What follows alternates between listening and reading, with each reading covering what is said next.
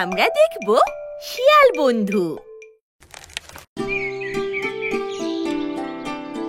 এক ছুটিতে ইফতি তার দাদু বাড়ি বেড়াতে গেল। দাদু বাড়িতে আছেন দাদা, দাদু, চাচা, ফুপি সহ আরো অনেকে। দাদু বাড়ি যাওয়ার পর সবাই ইফতিকে অনেক চকলেট দিল। অনেক অনেক চকলেট পেয়ে সে তো খুব খুশি। সে কাউকে চকলেট দিতেই চায় না, তাই মনে মনে বলল, এবার সব চকলেট আমি একা একা খাবো, কাউকে দেব না। ইফতি চকলেটগুলো মুঠোয় নিয়ে ঘরের বাইরে এসে যখন এসব কথা ভাবছে, ঠিক তখন ঘরের ভেতর থেকে তার চাচাতো বোন ইমু চিৎকার করে বলে, এই ইফতি ভাই, আমাকে কয়েকটা চকলেট দাও না। ইফতি বাইরে থেকে বলে, না, দেব না।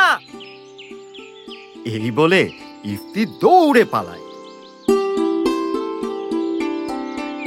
পালাতে পালাতে পথ ভুল করে চলে আসে জঙ্গলে।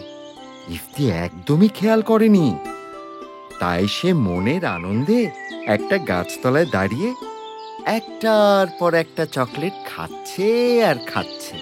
চকলেট খেতে খেতে ইফতি মনে মনে বলে,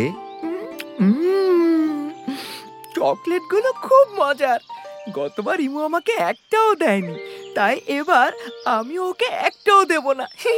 খুব মজা হলো। অনেকটা সময় পার হয়ে গেছে। সন্ধ্যা নামলো বলে বনের পাখিরা ডাকতে ডাকতে নিজেদের ঘরে ফিরে আসছে। ঠিক তখনই ইফতি খেয়াল করলো সে আসলে পালাতে পালাতে জঙ্গলে পৌঁছে গেছে। তখন ইফতির একটু ভয় হলো। কোন পথে সে দাদু বাড়ি যাবে বুঝে উঠতে পারছে না। হঠাৎ হুক্কা হুয়া হুক্কা হুয়া ডাকতে ডাকতে একটা শিয়াল এসে দাঁড়ালো ইফতির সামনে।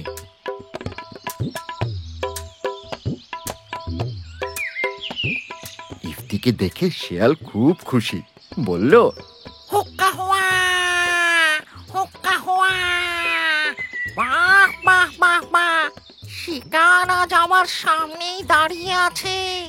রাতের ভোজনটা দেখছি মজারই হবে। হুক্কা হুয়া। এই বলে শিয়াল বিশাল হা করে ইফতির দিকে ধীরে ধীরে এগিয়ে আসতে থাকে। ইফতি ভয়ে কাঠ হয়ে যায়। ইফতি যেন নড়াচড়া করতে পারছে না, মুখ দিয়ে কোনো শব্দও বের হচ্ছে না। শিয়ালটা যখন একেবারে ওর সামনে চলে আসে, ঠিক তখনই ইফতি কি ভেবে হাতের সব চকলেট শিয়ালের মুখে দিয়ে দেয়। মজার মজার চকলেট খেয়ে শিয়াল তো খুব খুশি। খুশিতে শিয়াল লাফিয়ে ওঠে আর বলে, কি মজা, কি মজা, আরেকটু পেলে হতো খাসা। কি মজা, কি মজা, হুক্কা হুয়া, হুক্কা হুয়া। শিয়ালের আনন্দ দেখে ইফতির ভয় কেটে যায়। সে তখন গাছতলায় বসে পড়ে। তারপর আরো কিছু চকলেট শিয়ালের দিকে বাড়িয়ে দিয়ে বলে, নাও ভাই নাও, আরো আছে চকলেট মজা, লাফিয়ে লাফিয়ে আনন্দেতে খাও। শিয়াল আরো চকলেট খেলো। চকলেট খাওয়া শেষে হাসতে হাসতে ইফতিকে ওর নাম জিজ্ঞেস করলো। ইফতি বলল, আমার নাম ইফতি, আমি পথ হারিয়ে ফেলেছি। শিয়াল বলল, ও, পথ হারিয়ে ফেলেছো? আচ্ছা, তুমি চিন্তা করো না, আমি তোমাকে তোমার দাদু বাড়ি পৌঁছে দেব। হুক্কা হুয়া। শিয়ালের কথায় ইফতি হাফ ছেড়ে বাঁচল। এরপর ওরা দুজন অনেক গল্প করলো আর বন্ধু হয়ে গেল। ইফতি তখন শিয়ালকে বলল, শিয়াল বন্ধু, আমাকে তো এখনই বাড়ি যেতে হবে, নয়তো বাড়ির সবাই চিন্তা করবে। শিয়াল বলল, ঠিক বলেছো বন্ধু, এসো তুমি আমার কাঁধে উঠে বসো, আমি তোমাকে পৌঁছে দেই। হুক্কা হুয়া।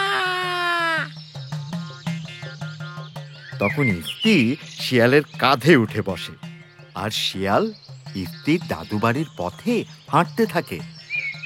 এইভাবে ইফতি তার শিয়াল বন্ধুর সাহায্য নিয়ে দাদু বাড়ি ফিরে আসলো আর বাড়ির সবাই ইফতিকে পেয়ে খুব খুশি হলো।